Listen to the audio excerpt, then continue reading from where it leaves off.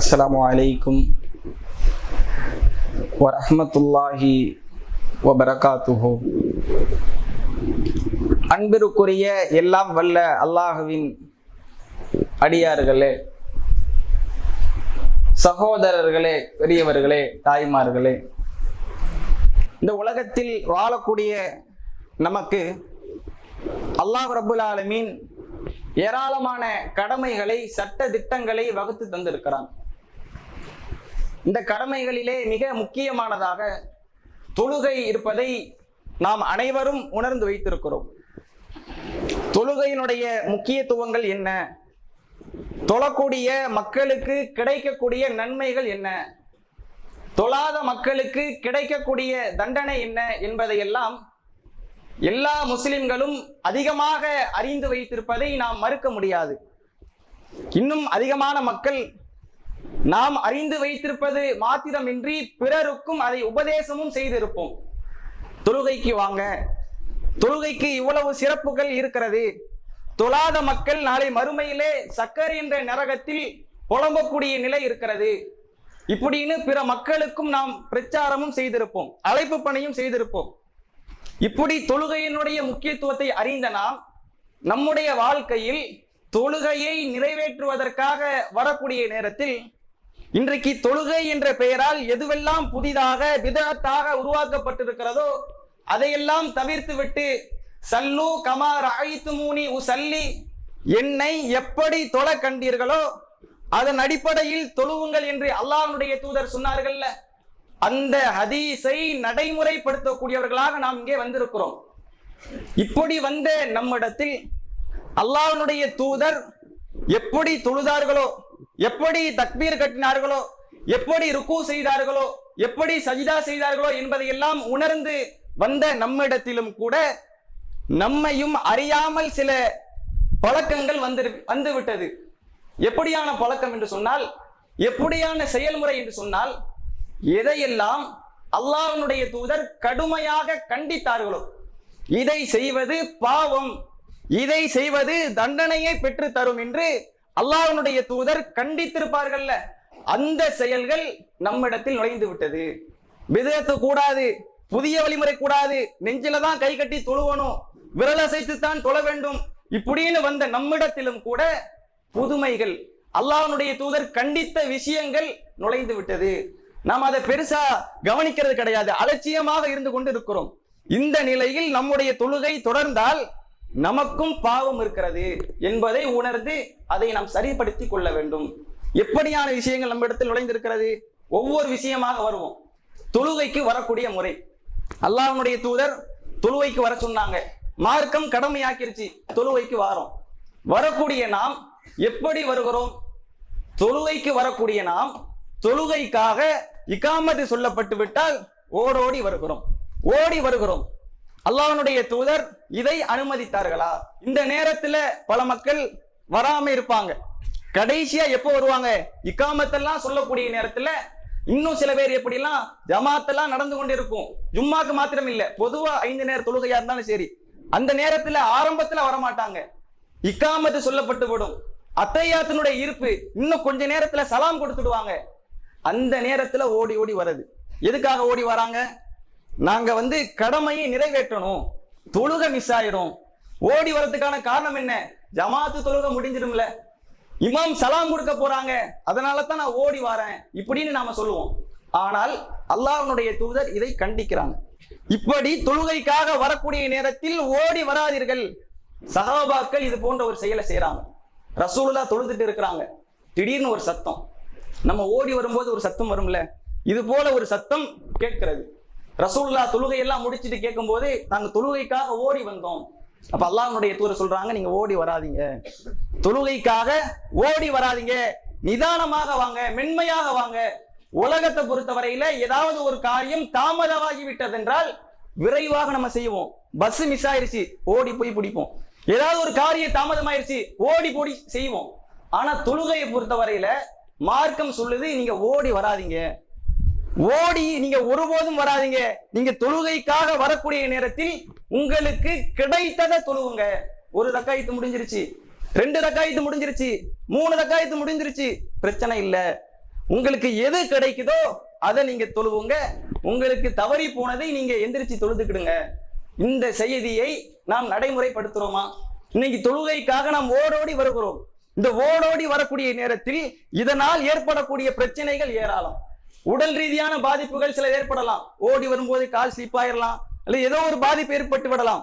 இது இல்லாமல் தொழுகையையும் பாதிக்கக்கூடிய காரியங்கள் ஏராளம் இருக்கிறது. ஒரு ஆள் ஓடி வராங்க, ஓடி வரும்போது என்ன செய்வாங்க? முழு கவனமும் தொழுகை முடிஞ்சிருமோ, தொழுகையை முடிச்சிருவாங்களோ, ஜமாத்து கிடைக்காதோ என்று அந்த சிந்தனை தான் ஓடிக்கொண்டிருக்கும். ஒதுவு செய்வாங்க, ஒதுவு செய்யும் போது கவனம் இருக்காது, கவனக்குறைவாக ஒதுவு செய்வாங்க. லா துக்குபலு ஸலாத்து பிகைரி துஹூர், ஒழுவு இல்லைன்னா தொழுகை ஏற்றுக்கொள்ளப்படாது. இதுல மாற்று கருத்து இல்லை. ஆனா இந்த ஒழுவை நாம எப்படி செய்யணும்னா பரிபூரணமாக செய்யணும். ஒழுவு செய்யறதுக்காக வேண்டி நாம வாரோம். ஒழுவு செய்யும் போது ஒவ்வொரு உறுப்புகளையும் கவனமாக கழுவணும். இன்னைக்கு நம்ம மக்கள் ஓடி வரும்போது இதை கவனிக்கவே மாட்டாங்க. ஏன்னா ஜமாத் மிஸ் ஆயிடுன்னு சொல்லிட்டு ஒழுவை சும்மா செஞ்சுட்டு வந்துருவாங்க. ஆனால் ஒழுவனுடைய விஷயத்தில் ரசூலுல்லாஹ் கடுமையிலும் கடுமை, மிகப்பெரிய கடுமை காட்டியிருக்கிறாங்க. எந்த அளவிற்கு என்று சொன்னால், வயலுள்ளி அல்காபி மினன்னார், யாருடைய குதிகால் சரியாக கழுவப்படவில்லையோ அந்த குதிகாலுக்கு நரகம் இருக்கிறது. குதிகால நீங்க ஒழுங்கா கழுவலையா, உங்க குதிகாலுக்கு நரகம். நம்ம தொழுவ வர்றது எதுக்காக வேண்டி? நரகத்துக்கு போயிடக்கூடாது, பாவத்தை சம்பாதிச்சிடக்கூடாது, சொர்க்கத்துக்கு போகணும், அல்லாஹ்ட்ட நன்மையை வாங்கணும் என்பதற்காக தொழுகைக்கு வருகிறோம். தொழுகைக்கு வரக்கூடிய நேரத்தில் ஒரு செயலை முறையாக செய்யல. கையை கழுவும் போது முழுமையா கழுவல, காலை கழுவும் போது முழுமையா கழுவல. இப்படிப்பட்ட ஒரு நிலையில் நம்முடைய ஒழுவு இருந்தால் அதற்கு அல்லாஹ்வுடைய தூதர் ஒரு எச்சரிக்கையை சொல்றாங்க. யாரெல்லாம் தன்னுடைய குதிகாலை சரியாக கழுவவில்லையோ அந்த குதிகாலுக்கு நரகம் இருக்கிறது. இன்றைக்கு இந்த விஷயத்தில் நம்மள எத்தனை பேர் அலட்சியமாக இருக்கிறோம்? முழுக்கை சட்டை போட்டிருப்போம், அந்த முழுக்கை சட்டையை தூக்கி விட்டுட்டு கை கழுவணும்னு சொல்லி அப்படியே அறகுறையா கையை கழுவுறது, ஃபுல்லா தூக்கி விட்டு கழுவுறது இல்லை. ஏதோ போனோம், தொழுதோம், வந்தோம் அப்படிங்கிற எண்ணத்துல முழுமையாக கையை கழுவாமல் காலை கழுவாம நம்ம வந்துடுறோம். இப்படி நம்ம வந்தா அந்த எச்சரிக்கை நம்முடைய உள்ளத்தில் நாம் பதிய வைத்துக் கொள்ள வேண்டும். நம்முடைய குதிகாலுக்கு நரகம் இருக்கிறது. இந்த நிலை எப்போ வரும்? ஓடி வரும்போது இதை கவனிப்போமா? நம்ம ஓடி வர்றோம், தொழுவைக்கு ஓடி வரும்போது ஒழுவு கரெக்டா இருக்குதா கவனிக்க மாட்டோம். பைப்பை திறந்து நம்ம வாட்டில கையையும் காலையும் கழுவிட்டு வந்துடுவோம். இதை நாம ரொம்ப கவனமாக கையாள வேண்டும். அதே போல இன்னொரு விஷயத்தையும் நபிகளார் சொல்றாங்க. ஒரு நபி தோழர் ரசூலாட்ட கேட்கிறாங்க, ஒழுவு செய்யற முறை என்ன, ஒழுவு செய்யற முறைய சொல்லி கொடுங்க. ரசூலா சொல்லி கொடுக்குறாங்க. இன்னைக்கு நம்ம ஒழுவு செய்யறோம்ல, கை கழுவுறது, வாய் கொப்பளிக்கிறது, மூஞ்சி கழுவுறது, இப்படியான வழிமுறைகளை சொல்லி கொடுத்துட்டு அதை எத்தனை தடவை கழுவணுங்கிறதையும் சேர்த்து சொல்றாங்க. ஒவ்வொரு உறுப்பையும் ஒரு தடவை கழுவலாம். முகத்தை, கைய, காலை ஒரு தடவை கழுவலாம், 2 தடவை கழுவலாம், ஒரு தடவை கழுவலாம், 2 தடவை கழுவலாம், 3வது தடவையும் கழுவி கொள்ளலாம். மசாஜ் செய்யறோம்ல தலைக்கு, அது மாத்திரம் 2 தடவை, அது இல்லாத மத்த எல்லாமே 3 தடவை வரைக்கும் நம்ம கழுவி கொள்ளலாம். இதை நபிகளார் சொல்லி கொடுக்குறாங்க. ஒவ்வொரு உறுப்பையும் ஒரு தடவை அல்லது 2 தடவை 3 தடவை கழுவிக்கிறலாம். ஆனால் இதுக்கு மேல நீங்க அதிகப்படுத்தாதீங்க. நபிகளார் என்ன சொல்றாங்க? இந்த ஒவ்வொரு உறுப்பையும் 3 தடவை வரைக்கும் கழுவிக்கிறங்க, இதுக்கு மேல நீங்க அதிகப்படுத்தாதீங்க. இதை சொல்லிட்டு ஒரு எச்சரிக்கையை சொல்றாங்க. யார் இதை அதிகப்படுத்தி விடுகிறாரோ, 4 தடவை ஒரு ஆள் முகத்தை கழுவுறாங்க, 4 தடவை கையை கழுவுறாங்க, இவங்களை பார்த்து நபிகளார் சொல்றாங்க, நீங்கள் வரம்பு மீறி விட்டீர்கள், நீங்கள் பாவம் செய்து விட்டீர்கள், நீங்கள் அநியாயம் செய்து விட்டீர்கள். ஒரு ஆளு 4வது தடவை கையை கழுவுறாங்க, 4வது தடவை காலை கழுவுறாங்கன்னா இவங்களை பார்த்து நபிகளார் சொல்றாங்க, நீங்கள் ஒரு பாவத்தை செய்து விட்டீர்கள், இது வரம்பு மீறிய செயல் என்று கண்டிக்கிறாங்க. இன்னைக்கு இந்த முறை நம்ம இடத்துல இருக்கிறதா? இன்னைக்கு நாம ஒழுவு செய்யும் போது எத்தனை தடவை நம்முடைய உறுப்புகளை கழுவுறோம்?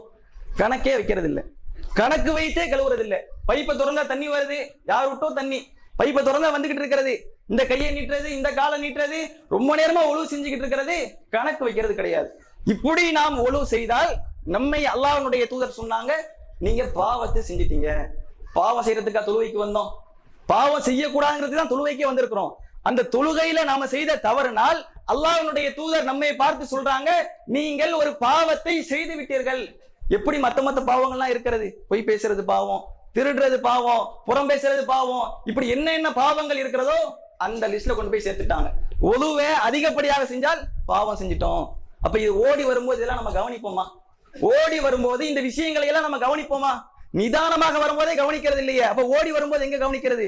அப்ப இந்த ஒழுவுலையும் நம்ம ரொம்ப கவனமாக இருக்க வேண்டும். பள்ளிக்கு வரும்போது நிதானமாக கண்ணியமாக வரணும், ஓடி வரக்கூடாது. ஒழுவுலையும் முழுமையாக இருக்கணும். நம்ம ஓடி வரும்போது ஜமாத்துல தொழுவன்னு ஆசையோட தான் வரோம். அல்லாஹ்வுடைய தூதர் தெளிவா சொல்றாங்க, நீங்க வரக்கூடிய நேரத்திலேயே தொழுதன்மை உங்களுக்கு இருக்கு. அதனால நம்ம என்ன செய்ய வேண்டாம், ஓடி எல்லாம் வர வேண்டாம், பொறுமையா நிதானமா வந்து தொழுதாலே போதும். தொழுவைக்கு வரணும்.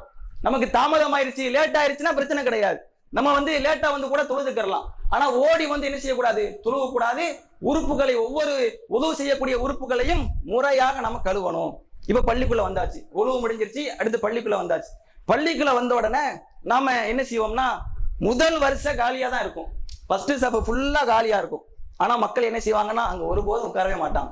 எனக்குன்னு ஒரு வரிசை இருக்கு, எனக்குன்னு ஒரு இடம் இருக்கு, அங்க தொழுதாதான் எனக்கு தொழுகையே நிறைவேறும் அப்படின்னு சொல்லிட்டு கடைசியில் அந்த மூலையில போய் உட்கார்ந்து தொழுவுறது, இல்லது இந்த மூலையில கொண்டு போய் உட்கார்ந்து தொழுவுறது. இல்லையா, எங்க ஃபேனு வேகமா ஓடுது அப்படின்னு பார்த்து அந்த ஃபேனுக்கு நேரா போய் உட்கார்ந்து தொழுவுறது. இப்படியான ஒரு நிலையும் நம்ம இடத்துல இருக்கிறத பார்க்கும். மார்க்கம் இதையும் கண்டிக்குது. தொழுவைக்கு நம்ம என்ன செய்யணும், முன் வரிசைக்கு வரணும். முன் வரிசைக்கு வராம இப்படியே பிந்தி கொண்டே இருந்தோம் என்றால் மறுமையிலையும் நாம் பிந்தி விடுவோம், மறுமையிலையும் நாம் பிந்தி விடுவோம். முன்னாடி வரிசைக்கு வந்துடணும். முன்னாடி வரிசையில வந்து எப்படி நிக்கணும்னா, இடைவேளை இல்லாம நிக்கணும். இன்னைக்கு மக்கள் என்ன செய்யறாங்கன்னா, ரொம்ப இடைவேளை விட்டு நிக்கிறாங்க, அல்லது ரொம்ப நெருக்கிக்கிட்டு நிக்கிறாங்க. ஒரு நடுநிலையை பெண்டது கிடையாது. ஒண்ணு ரொம்ப கேப் விட்டு நிக்கிறது, ஒரு ஆளுக்கு இன்னொரு ஆளுக்கு மத்தியில ஒரு சின்ன பையன் அப்படியே பூந்து போற அளவுக்கு கேப் விட்டு நிக்கிறது, இல்லையா அப்படியே நெருக்கிக்கிட்டே நிக்கிறது. யாருமே நிக்க முடியாத அளவுக்கு இவரு நிக்க முடியாது, பக்கத்துல உள்ள நிக்க முடியாது, எல்லாருக்கும் தொழுக பாலா போறக்கூடிய நேரத்துல நம்ம நின்றுகிட்டு நிற்போம். அதை நம்ம கைவிட்டு விட்டு அந்த வரிசை முறையிலையும் நம்ம கரெக்டா நிக்கணும். அல்லாஹ்வுடைய தூதர் இந்த வரிசையை பத்தி சொல்லும் போது, இந்த வரிசை முறை என்பது வானவர்கள் இறைவனுக்கு முன்னாடி அணிவகுத்து நிற்பாருங்கல்ல, அது போல வரிசை முறை தான் இது. ஒவ்வொரு ஆளுக்கும் ஒவ்வொரு வரிசை முறை இருக்கும். மிலிட்டரியில நிக்கிறவங்க அவங்க ஒரு விதமா நிப்பாங்க, ஸ்கூல்ல பிரேயர்ல ஒரு விதமா நிப்பாங்க. நம்ம எப்படி நிக்கிறோம்னா, வானவர்கள் இறைவனுக்கு முன்னாடி எப்படி நிப்பாங்களோ அது போல நாம் நிக்கிறோம். முதல் வரிசையை நீங்க பூர்த்தி செய்யுங்க. ஃபர்ஸ்ட் வரிசையை பூர்த்தி செஞ்சு எடுத்தா அடுத்த வரிசை. இன்னைக்கு நம்ம மக்கள் என்னன்னா, ஃபர்ஸ்ட் வரிசைக்கு வருது கிடையாது. ஆனா ரசூலுல்லாஹ் என்ன சொன்னாங்க, முதல் வரிசையினுடைய நன்மையை நீங்கள் அறிந்தால், ஒரு மனிதன் வந்து முதல் வரிசையுடைய நன்மையை தெரிஞ்சுக்கிட்டாரு, இப்படியான நேரத்துல சீட்டு புளிக்கு போற நிலைமை தான் ஏற்படும். எப்ப பாரு அவங்களே நிக்கிறாங்க, எனக்கு இடமே கிடைக்க மாட்டேது என்று சீட்டு போட்டு புளிக்கு யாரு பேர் வருதோ அவங்க தான் நிக்கணும். அந்த நிலைமைக்கு அவங்க ஆளாயிடுவாங்க. அவ்வளவு சிறப்புகள் சொல்லப்பட்டிருக்கு. ஆனா நம்ம என்ன செய்யறோம், பின்தங்கி கொண்டே இருக்கிறோம். அப்ப இந்த நிலையை நம்ம என்ன செஞ்சிடணும், கைவிட்டு தொழுவைக்கு வந்தோமா, முன்னாடி இடம் இருக்குதா, முன்னாடி வந்து நம்ம என்ன செஞ்சிடணும், உட்கார்ந்துடணும். இப்ப தொழுகைக்காக நிற்கும் போது இமாம் வந்து ஓதுவாங்க, சூரா ஓதுவாங்க, அல்ஹம்து சூரா ஓதுவாங்க, துணை சூரா ஓதுவாங்க. இந்த நேரத்துல நம்முடைய கவனம் என்ன செய்யும்னா, அப்படியே திசை மாறிக்கொண்டே இருக்கும். தொழுவைக்கு வந்துருவோம், உதவு செஞ்சு நல்ல பிள்ளைய தொழுவைக்கு வந்து நின்றுட்டு இங்க நம்முடைய உடல் மட்டும்தான் நிக்குமே தவிர ரூஹ் இங்க நிக்காது. அது பல விஷயங்களை யோசிச்சுக்கிட்டே இருக்கும். எந்த அளவுக்கு உதாரணத்துக்கு சொல்வதா இருந்தா, ஒரு ஆள் வந்து ஒரு இமாம் தொழு வைக்கிறாங்க. இமாம் தொழு வைக்கும் போது 3 ரக்காயத்தோட சலாம் கொடுத்துறாங்க, 3 ரக்காயத்தும் தொழு வைக்கிறாங்க. மக்கள் யாருக்குமே அது தெரியல. ஆனா ஒரே ஒரு ஆளு மட்டும் சொல்லிடுறாரு, நீங்க 3 ரக்காயத்து தான் தொழு வச்சீங்க. இல்லையே 4 ரக்காயத்து தான் வச்சேன். இல்ல 3 ரக்காயத்து தான். என்ன எப்படிப்பா சொல்ற, என்ன ஆதாரம் இப்படி கேட்கும்போது, நான் ஒவ்வொரு ரக்காயத்திலையும் ஒவ்வொரு கடையை நினைச்சு பார்ப்பேன். எனக்கு மொத்தம் 4 கடை இருக்கு. முதல் ரக்காயத்துல இந்த கடையை நினைச்சு பார்ப்பேன், 2வது ரக்காயத்துல இந்த கடையை நினைப்பேன், 3வது ரக்காயத்துல இந்த கடையை பத்தி நினைப்பேன், 4வது ரக்காயத்து இந்த கடையை பத்தி நினைக்கிறதுக்கு முன்னாடியே நீங்க சலாம் கொடுத்துட்டீங்க இப்படின்னு அவர் சொல்லுவார். இப்படியான நேரத்துல தொழுகையில உட்கார்ந்து இவர் என்ன செஞ்சுட்டு இருக்காரு, ஒவ்வொரு கடையா யோசிக்கிட்டு இருக்கிறது. எல்லாருக்கும் பாருங்களேன், தொழுகையில தக்பீர் கட்டிட்டோம்னா அந்த நேரத்துல சைத்தான் வந்து என்ன செய்யறான், ஊசலாட்டத்தை ஏற்படுத்துறது. தொழுகையில கூட சைத்தான் நம்ம இடத்துல போர் செய்யறான். எங்க தொழுகையை அவன் கவனமா தொழுது சொர்க்கத்துக்கு போயிடுவானா என்று அந்த இடத்துல ஊசலாட்டத்தை ஏற்படுத்துறது. அதை நினைச்சு பாரு, இதை நினைச்சு பாரு. பைக்கு சாவியை காண சொன்னில்ல, அந்த கபோர்டு மேல இருக்கு பாரு, நீ அந்த பொருளை தொலைச்சிய, அது இங்கதான் இருக்கு, உனக்கு ஒரு ஆள் இதை சொல்றேன்னு சொல்லியிருந்தாரு, தொழுது முடிச்சு உடனே போய் கேளு என்று அந்த நேரத்துலதான் எல்லா விஷயத்தும் ஞாபகத்துல வருது. நம்ம ஆளுங்க நிற்போம், ஆனா தொழுகையில கவனம் இருக்காது. இமாம் தொழு வச்சிருவாங்க, குல் ஹுவல்லாஹு அஹத் சூரா தான் ஓதி இருப்பாங்க. பெரிய பெரிய சூறாலாம் கிடையாது, அல் பக்ரா அந்த மாதிரி பெரிய சூறாலாம் ஓதி இருக்க மாட்டாங்க. சின்ன சூரா, மக்தபு மாணவருக்கு கூட தெரியக்கூடிய குல் ஹுவல்லாஹு அஹத் சூரா ஓதி இருப்பாங்க. தொழுது முடிச்சிட்டு அந்த நபர்கிட்ட நம்ம கேட்கிறோம், இமாம் என்னங்க சூரா ஓதுனாங்க, முதல் ரக்காயத்துல என்ன சூரா, 2வது ரக்காயத்துல என்ன சூரா? அவர் சொல்லக்கூடிய பதில், எனக்கு தெரியலையேங்க, எனக்கு தெரியலையே, என்ன சூரா ஓதுனாங்கன்னு எனக்கு தெரியல. 10 வருஷத்துக்கு முன்னாடி நடந்த நிகழ்வை பத்தி கேட்கல, ஒரு நாளைக்கு முன்னாடி நடந்த நிகழ்வை பத்தியும் கேட்கல. தொழுது முடிச்சிட்டு சலாம் கொடுத்துட்டு நாம கேட்கிறோம், முதல் ரக்காயத்துல என்ன சூரா ஓதுனாங்க, எனக்கு மறந்துருச்சு. நம்முடைய கவனம் எப்படி இருக்குன்னு பாத்தீங்களா? சின்ன சூறாவை கூட கவனிக்கிறது இல்ல. நம்முடைய தொழுகை கவனத்திலேயே இல்ல. நாம நினைச்சுக்கிட்டு இருப்போம் நம்ம நல்லபடியா தொழுதுகிட்டு இருக்கிறோம், 5 வேளை வந்துகிட்டு இருக்கிறோம், முன் சுன்னத்து பின் சுன்னத்து தஹஜ்ஜுத் லுகா எல்லாம் தாறுமாறா தொழுதுகிட்டு இருக்கோம் நம்ம நினைச்சுக்கிறோம். ஆனா இந்த தொழுகை ஏற்றுக்கொள்ளப்படாது. நம்ம சும்மா தொழுகைக்கு வந்து நின்றுட்டு என்ன சூறா ஓதுனாங்கன்னே தெரியலன்னா என்ன கவனத்துல இருக்கிறோம்? ருக்கூல இருப்போமா சஜிதால இருப்போமான்னு தெரியாது, தக்பீர் கட்டியிருப்போம், இமாம் சலாம் கொடுக்கறதா தெரியும், தொழுகை முடிஞ்சிச்சு. இப்படிதான் நம்முடைய தொழுகை இருக்கிறது. அல்லாஹ் குர்ஆன்ல எவ்வளவு இதை கண்டிக்கிறான். பிற மக்களுக்காக காட்டுவதற்காக தொழக்கூடிய மக்களுக்கு கேடுதான். ஃபவைலுல்லில் முஸல்லீன், தொழுகையாளிகளுக்கு கேடு. எப்படிப்பட்ட தொழுகையாளி? பிற மக்களுக்கு காட்டுறது, கவனம் குறைவா தொழுகிறது, இப்படியான தொழுகையாளிகளுக்கு கேடு என்று அல்லாஹ் சொல்றான். கேடு வரக்கூடாது, பாவம் வரக்கூடாது, தீமை வரக்கூடாது. தொழுகைக்கு வந்து இந்த தொழுகை மூலமாக நம்ம கேட வாங்குறோம்னா இதை விட யாரு துர்பாக்கியசாலியா இருப்பாங்க? ஒரு ஆளு தொழுவல, தொழுகாமையே இருக்கிறாரு, பாவியா இருக்கிறாரு, இவருக்கு பாவம் இவருக்கு கேடுனா சரி ஏத்துக்கலாம், அவர் தொழுகையே வரலையே அவருக்கு கேடுப்பா. ஆனா தொழுகைக்கு வந்து வியாபாரத்தை விட்டு வந்து காலையில ஃபஜருக்கு முழிச்சு உது செஞ்சு வந்து எல்லாம் வந்து நின்று நமக்கு கேடு, இதை ஏத்துக்கிற முடியுதா? அப்ப என்ன நிலையில நம்ம தொழுதுகிட்டு இருக்கிறோம்? தொழுகிறோம், எல்லா நேரமும் தொழுகிறோம். எதுக்காக தொழுகிறோம், எப்படி தொழுகிறோம் என்பதை யோசித்து பார்க்கணும். நம்ம விதத்து இல்ல, தொழுகையில நம்ம கரெக்டா தொழுதுகிட்டு இருக்கோம், நபி வழித்தபடி தொழுகிறோம், இப்படி நாம நினைச்சு கொண்டிருந்தாலும் நம்முடைய தொழுகை கரெக்டா தான் இருக்குதா? இந்த தொழுகை நமக்கு நன்மையை பெற்று தருமா என்பதை யோசிக்கணும். அப்ப இப்படியான நிலையில இருக்கிறோம். அப்ப தொழுகையில ரொம்ப கவனமாக இருக்கணும். ஒவ்வொரு நேரத்திலையும் இமாம் ஓதும் போது என்ன ஓதுறாங்கன்னு கவனிக்கணும். சில பேர் எப்படின்னா கவனிக்கவே மாட்டாங்க, இவங்க ஒரு புறம். இன்னும் சில மக்தப் மாணவர்கள் இன்னும் சில பேர் எப்படின்னா தெரிஞ்ச சூறாவா இருந்தா சேர்ந்து ஓதுறது அவங்களும், குழுவெல்லாம் ஓதுறது என்ன தெரிஞ்ச சூறாவெல்லாம் சேர்ந்து ஓதுவாங்க. இதையும் மார்க்கம் தடுக்குது. இமாம் ஓதக்கூடிய நேரத்துல குர்ஆன் ஓதப்படுதா அதை செவிதாழ்த்தி கேளுங்க. குர்ஆன் ஓதப்படும் போது செவிதாழ்த்தி கேளுங்க, நீங்கள் மௌனமா இருங்க, அருள் செய்யப்படுவீங்க. தொழுகையில குர்ஆன் ஓதப்படும் போது மௌனமா நின்று கேட்கணும். நம்ம ஓதவும் கூடாது, கவனிக்காம இருக்கவும் கூடாது, கவனமா இருக்கணும், நம்மளும் ஓதாம இருக்கணும். இப்படி மார்க்கம் நமக்கு சொல்லுது. அப்ப இந்த முறையில நாம் என்ன செய்யணும்? ரொம்ப கவனமாக தொழுகையில நாம் இருக்கணும். அதே போல இமாம் வந்து ருக்கு போறாங்க, ருக்குல வந்து 2 நிலை. இமாமோட தொழுவும் போது ஒரு ருக்கு முறை, தனியா சுன்னத்தான தொழுகையில தொழுவோம்னா அதுல ஒரு ருக்கு முறை. ஏன்னா இமாம வந்து ருக்கு செஞ்சாருன்னா வேற வழியே கிடையாது. அவங்க எப்ப வந்து அல்லாஹ் அக்பர் சொல்றாங்களோ அப்பதான் ருக்கு போகணும், எப்ப சமி அல்லாஹு லிமன் ஹமீதா சொல்றாங்களோ அப்பதான் எந்திரிக்கணும். ஆனா தனியா தொழும் போது யாரும் கேட்க முடியாது, ஏன் இஷ்டம் தான் சொல்லி அப்படியான ஒரு முறையில தொழுவோம். அதுல நம்ம எப்படி தொழுகிறோம்னா, இப்ப தனியா தொழுவும் போது எல்லா மக்களையும் நீங்க பார்க்கலாம், பெரும்பான்மையான மக்கள் என்ன சூறா ஓதுவாங்கன்னா இன்னா ஓதுவாங்க, அல்லது குல் ஹுவல்லாஹு அஹத் ஓதுவாங்க. இதைத்தான் எல்லா மக்களும் எல்லா சுன்னத்தான தொழுகையில ஓதுவாங்க. தப்பு கிடையாது, ஓதிக்கலாம், பிரச்சனை இல்லை. பெரிய சூறாவும் ஓதலாம், பெரிய சூறா ஓதுறது அதிக நன்மை. அதே போல குறைந்த சூறா ஓதுறது தப்பு கிடையாது, குறைந்த சூறா சின்ன சூறாவை நம்ம ஓதிக்கலாம். ஆனா ருக்குலையும் சஜிதாலையும் தனியா தொழுகும் போது ரொம்ப மிஸ்டேக். ஒரு ஆள் இப்பதான் வருவார், ஒழுவு செஞ்சுட்டு வருவாங்க, ஒழுவு செஞ்சுட்டு வந்துட்டு நம்மள்ட்ட சலாம் சொல்லுவாங்க, நம்மளும் பதில் சலாம் சொல்லியிருப்போம். பதில் சலாம் சொல்லிட்டு இப்படியே போய் குர்ஆனை எடுத்துட்டு வந்து உட்காரும், அஸ்ஸலாமு அலைக்கும் சொல்லிடுவாங்க. இப்பதான் வருவாப்ல சலாம் சொல்லுவாங்க, சலாம் சொல்லிட்டு நம்ம போய் குர்ஆனை எடுத்து வரதுக்குள்ள அஸ்ஸலாமு அலைக்கும் ரஹ்மத்துல்லாஹ் 2 ரக்காயத்து முடிஞ்சிருச்சு. இப்படிதான் ஒரு மனுஷன் சொல்றது. எப்படின்னா முன்னாடி எல்லாம் சொல்லுவாங்க கோழி கொத்துற மாதிரியா, அதை விட ஸ்பீடா மரங்கொத்தி கொத்தும் தெரியுமா, அல்லாஹ் அக்பர் சமீஅல்லாஹு லிமன் அல்லாஹ் அக்பர், இப்படியான ஸ்பீடுக்கு போய்க்கிறது. இப்பதான் வருவாரு, ஒரு நிமிஷத்துல 4 ரக்காயத்து தொழுது முடிக்கிறது, 30 செகண்ட்ல 2 ரக்காயத்து தொழுது முடிக்கிறது. இப்படியான தொழுகை முறையில ருக்குல நாம இருப்போம், சஜிதால இருப்போம், ஓதுறது சின்னதுதான். இப்படி நம்ம வேகமா தொழுதோம்னா இந்த தொழுகையும் ஏற்றுக்கொள்ளப்படாது.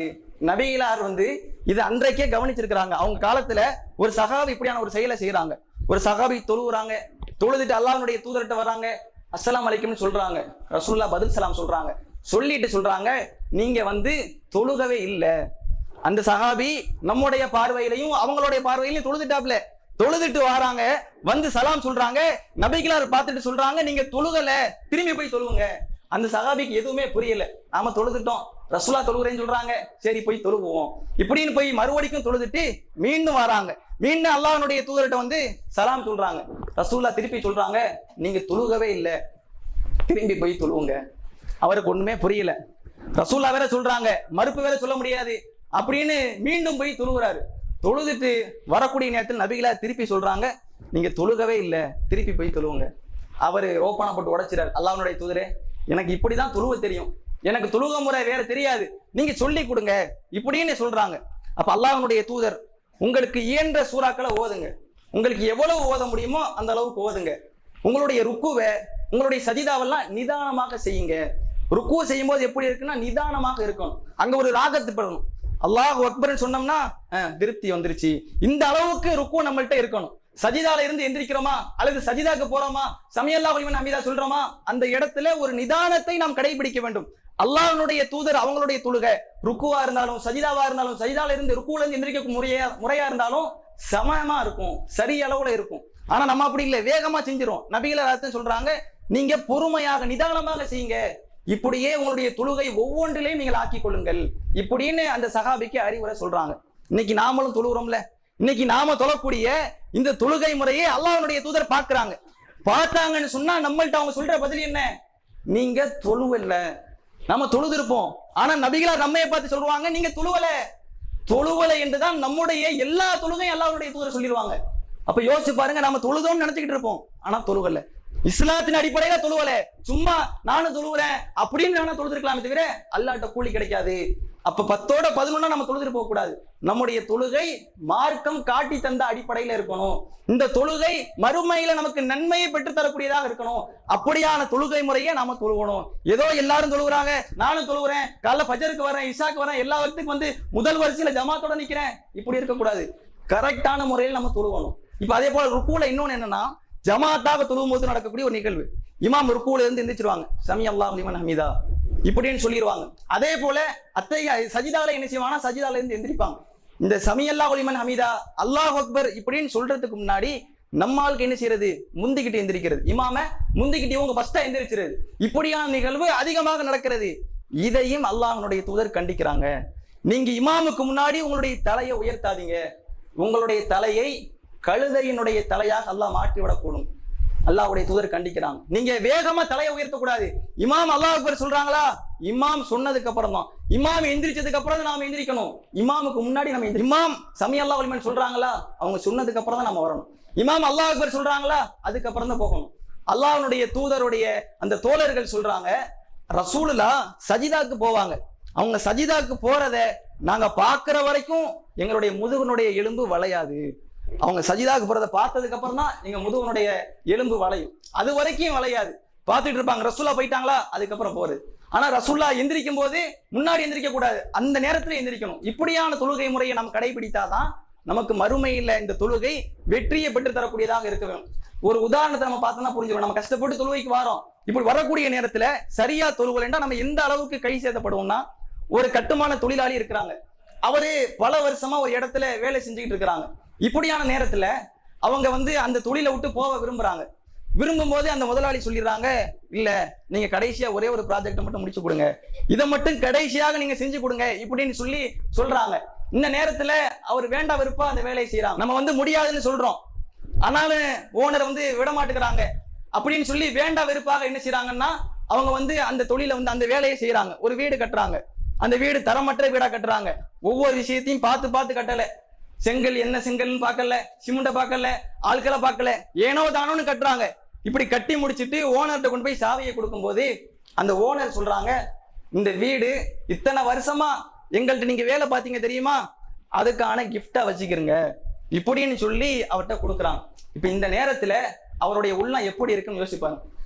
நம்ம வீடையாட நம்ம இப்படி கட்டணும், இது ஏன் வீடு நீங்க சொல்லிருந்தீங்க வச்சிருங்களேன், அழகா கட்டியிருப்பேன், இந்த மாதிரியா ஒரு வீடு இந்த ஊர்லயே இருந்திருக்காது, அவ்வளவு டாப் டக்கரா கட்டியிருப்பேன் இப்படின்னு நம்ம நினைப்போம்.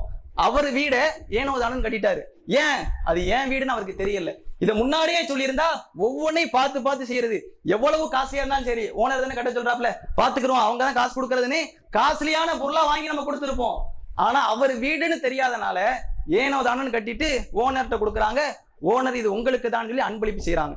இப்ப இந்த நிலையில தான் நம்முடைய தொழுகை இருக்கு, நம்முடைய ஒவ்வொரு அமல்களும் இருக்கு. நாம செய்யக்கூடிய ஒவ்வொரு அமல்களும் மறுமையில் நமக்கான நன்மையாக வழங்கப்படும். இன்னைக்கு நாம சரியா தொழுகிறோம், நல்ல முறையில தொழுகிறோம்னா இது கூலி நமக்கு மறுமையில கிடைக்கும், நமக்கு தானே கிடைக்கும். நாம தொழுகிறதுனால அல்லாவுக்கு கிரேடு கூட போதா, அல்லாவுக்கு நன்மை கிடைக்க போதா? எந்த நன்மையும் இதனால அல்லாவுக்கு கிடைக்க போறது கிடையாது. நாம தொழக்கூடிய தொழுகை நமக்கானது. நாம கரெக்டா தொழுகிறோமா, மறுமையில் அல்ல நமக்கு கூலி கொடுப்பான். நம்ம சரியா தொழுவலையா, நமக்கு மறுமையில் அல்ல தண்டனை கொடுப்பான். அப்ப இந்த ஒரு விஷயத்தை நம்ம ஞாபகம் வச்சுக்கிட்டு நாம செய்யக்கூடிய ஒவ்வொரு செயலும் நமக்குரியது, நமக்கானது என்று நம்ம தொழும் போது நிதானத்தை கடைபிடிப்போம். நிதானமாக தொழுவோம். இந்த ருக்குவுக்கு மறுமையில நன்மை இருக்கு, இந்த சஜிதாக்கு மறுமையில நன்மை இருக்கு, ஒவ்வொரு விஷயத்திற்கும் மறுமையில நன்மை இருக்கு என்று ஒவ்வொன்றையும் சரிவர நம்ம செய்வோம். இல்ல அப்படின்னா வேற ஆளுக்கு தானே, யாருக்கோ தொழுவோம் இப்படி நம்ம நினைச்சு தொழுதோம்னா மறுமையில் நமக்கு நன்மை கிடைக்காது, இந்த தொழுகையும் சரியா அமையாது. எனவே இந்த விஷயத்தை நம்ம கவனத்துல கொண்டு ரொம்ப கவனமாக நான் தொழ வேண்டும். இல்லை என்றால் நம்ம தொழுதுருவோம், 5 வேளை தொழுகை எல்லா தொழுகையும் தொழுதிருப்போம், மறுமையில நன்மை கிடைக்காது. எப்படி தொழாத மக்கள் சக்கர் என்ற நரகத்திலே வீசப்படுவார்களோ அதே போன்றுதான் நாம் தொழுதிருந்தாலும் கூட அந்த நரகத்துல தூக்கி வீசப்படுவோம். தொழுவைக்கு வந்தும் கஷ்டப்பட்டு நின்று தொழுதும் நம்ம போகக்கூடிய இடம் நரகம். அப்ப எப்படியான ஒரு நிலையில நம்ம இருக்கணும்னு பாத்துக்கோங்க. நம்முடைய தொழுகையில் இது எல்லாம் கவனமா இருக்குதா, கவனமா தான் நம்ம தொழுகிறோமா, நம்ம தொழுகை ஏற்றுக்கொள்ளப்படுதா, நம்ம தொழுகைக்கு நன்மை கொடுக்கப்படுமா என்பதை யோசித்து ஒவ்வொரு தொழுகையினுடைய அந்த அங்கத்தையும் சரிபடுத்த வேண்டும். இப்ராஹிம் அலைஹிஸ்ஸலாம் அவங்க இருக்கிறாங்கல்ல, காபத்துல்லாவை கட்டிட்டு அவங்க அல்லாஹ்ட்ட கேட்கக்கூடிய பிரார்த்தனை என்னன்னா, தகப்பல் மின்னா, எங்கள்ட்ட இருந்து நீ ஏத்துக்க. காபத்துல்லாவை கட்டிட்டாங்க, கட்டணும்னு வேலை முடிஞ்சிருச்சு, அவங்க அதோட போயிருக்கலாம்.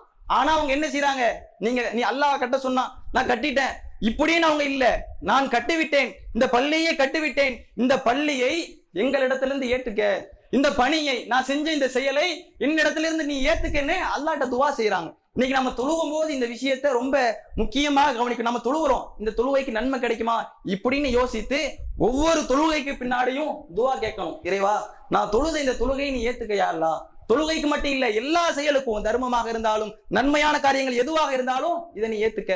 தொழுகையை நம்ம என்ன செய்யணும், தொழுகை முடிச்சுட்டு அப்படியே பறந்து எந்திரிச்சு போயிடக்கூடாது. சலாம் கொடுத்தோன்னா பாதி பேர் இருக்க மாட்டாங்க, கொஞ்ச நேரம் ஒதுக்கி அல்லாஹ்ட்ட நாம துவா செய்யறது, திக்ரு செய்யறது, நாம செஞ்ச இந்த தொழுகை ஏற்றுக்கொள்ளப்படணும் என்று பிரார்த்தனை செய்யறது, இப்படி நாம இருக்கணும். நம்ம தொழக்கூடிய தொழுகையிலையும் அலட்சியமா இருக்கக்கூடாது. நாம இந்த தொழுகையை சரியாக தொழுதுட்டு அல்லாஹ்ட்டையும் அதுக்காக என்ன செய்யணும், பிரார்த்தனை செய்யணும், இதை ஏத்துக்கையா அல்லாஹ் இப்படின்னு நாம அமைச்சு கொண்டோம்னா நம்முடைய தொழுகை நிச்சயமாக மறுமையில் நமக்கு வெற்றியை தரக்கூடியதாக இருக்கும். எனவே அப்படிப்பட்ட தொழுகையாக நாம தொழுகணும். ஏனோ தானோ என்று தொழக்கூடாது.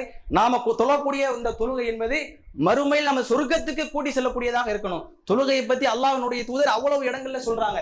திருமறை குர்ஆனிலையும் அல்லாஹ் வலியுறுத்தி சொல்றான், அவ்வளவு நன்மைகள் இருக்கு. ஒரு மனிதன் இந்த தொழுகையை மாத்திரம் சரியா தொழுதுட்டாரு, அவருடைய வாழ்க்கை சொர்க்கத்துக்கு இப்படின்னு சொல்ற அளவுக்கு தொழுகையில நன்மை. ஒரு சஹாபி ரசூல்லாட்ட வந்து ஒரு உதவி, ரசூல்லா வந்து இரவு தொழ போறாங்க, அந்த சஹாபி ஒழு செய்யறதுக்கு தண்ணி எடுத்து கொடுக்குறாங்க. தண்ணி எடுத்து கொடுத்துட்டு இருக்கக்கூடிய நேரத்துல ரசூல்லா கேட்கறாங்க, உங்களுக்கு ஏதாவது வேணுமா, உங்களுக்கு ஏதாவது உதவி வேணுமான்னு கேட்கறாங்க. ஆனா இந்த நபி தோழர் என்ன சொல்றாங்கன்னா, மறுமையில உங்களோட நான் இருக்கணும், அதுக்கு ஒரு வழி சொல்லுங்கன்னு கேட்கறாங்க. ரசூல்லா உலக சம்பந்தப்பட்ட விஷயமா கேட்கறாங்க. இதை கேட்டதுக்கு அப்புறம் ரசூலா சொல்றாங்க, வேற ஏதாவது கேளுப்பா, இது வேண்டாம், வேற ஏதாவது கேளுங்க. அவர் சொல்றாரு, முடியாது, எனக்கு இதுதான் வேணும், மறுமையில நான் உங்களோட இருக்கணும், அப்படின்னா நீங்க அதிகமா சஜிதா செஞ்சு எனக்கு உதவுங்கன்னு சொல்றாங்க. ரசூலுல்லாவோட சொர்க்கத்துல இருக்கிறதுக்கு இந்த தொழுகை, இந்த சஜிதா காரணமாக இருக்குன்னா எவ்வளவு பெரிய சிறப்பு பாருங்க. தொழுகை என்பது எந்த அளவுக்கு நன்மையை தரக்கூடியதுன்னா ரசூலுல்லாவோட தொழுகை, ரசூலுல்லாவோட சொர்க்கத்துல இருக்கிற அளவுக்கு நன்மைக்குரியது. இன்னைக்கு நாம நன்மை செய்யறோம், நாம அமல்கள் செய்யறோம், இந்த அமல்களும் இந்த நன்மையும் ரசூலுல்லாவுடைய நன்மையோட ஒப்பிட முடியுமா? ரசூலுல்லா எவ்வளவு நன்மை செஞ்சிருக்கிறாங்க, தன்னுடைய பாதம் வீங்க வீங்க தொழுவாங்க, அவ்வளவு தொழுகைகளை தொழுவாங்க, அவ்வளவு நன்மைகளை அல்லாஹ்விற்கு கட்டுப்பட்டு வாழ்ந்தாங்க. இன்னும் சொல்ல போனா பயனளிக்கக்கூடிய கல்வின்னு ஒண்ணு இருக்கு. அதே போல ஒருவருக்கு நாம் ஒரு விஷயத்தை கத்துக் கொடுக்கிறோம், அந்த கத்துக் கொடுத்து அந்த நன்மையை அவங்க செய்யறாங்கன்னா அவங்க செய்யக்கூடிய நன்மை நமக்கு வரும். இப்படி உலக மக்கள் எல்லாரும் செஞ்ச நன்மை ரசூலுல்லாஹ்க்கு போகும். நமக்கு இதை சொல்லி கொடுத்தது யாரு? இந்த மார்க்கத்தை அல்லாஹ்வுடைய தூதர் சொல்லி கொடுத்தாங்க. இன்னைக்கு இங்க தொழக்கூடிய எல்லா மக்களுடைய தொழுகையினுடைய நன்மையும் நபிகளாருக்கு போகும். எங்க எல்லாம் நபி முறையில் தொழுகை நடத்தப்படுகிறதோ அத்துணை நன்மையும் ரசூலுல்லாஹ்க்கு போகும். இப்படி உலகம் அழியக்கூடிய நாள் வரைக்கும் நபிகளாருக்கு எல்லா மக்களுடைய நன்மையும் போய்கொண்டே இருக்கும். அவ்வளவு நன்மைகள் நிறைந்த நபிகளாரோடு இருப்பதற்கு இந்த தொழுகை காரணமாக இருக்கிறது பாருங்க. தொழுகைய அதிகமா நம்ம தொழுதோம்னா நபிகளாரோடு இருக்கலாம், அவங்க அளவுக்கு நம்ம நன்மை செய்யாட்டியும் இந்த பாக்கியத்தை தொழுகை பெற்று தருது. அப்ப இந்த தொழுகையை நம்ம அலட்சியமா இருக்கக்கூடாது, ரொம்ப கவனமாக இந்த நபிகளாரோடு இருக்கக்கூடிய ஒரு வாய்ப்பை பெற்று தரக்கூடிய இந்த தொழுகையை ரொம்ப கவனமாக செய்யணும், நிதானமாக செய்யணும், பொறுமையா செய்யணும், அவசரப்படக்கூடாது. நம்ம தொழுததுக்கு அப்புறம் அதை பத்தி அல்லாஹ்ட்ட துவா கேட்கக்கூடிய மக்களாக இருக்கணும். அப்படி நாம இருந்தோம்னா நிச்சயமாக நாளை மறுமையிலே சொர்க்கத்திற்கு சென்று விடுவோம், நபிகளாரோடு இருப்போம். அந்த வாய்ப்பை பெறக்கூடிய மக்களாக அல்லாஹ் ரப்புல் ஆலமீன் நம் அனைவரையும் ஆக்கிய அருள்வானாக என்று கூறி என்னுடைய முதல் உரையை முடித்துக் கொள்கிறேன்.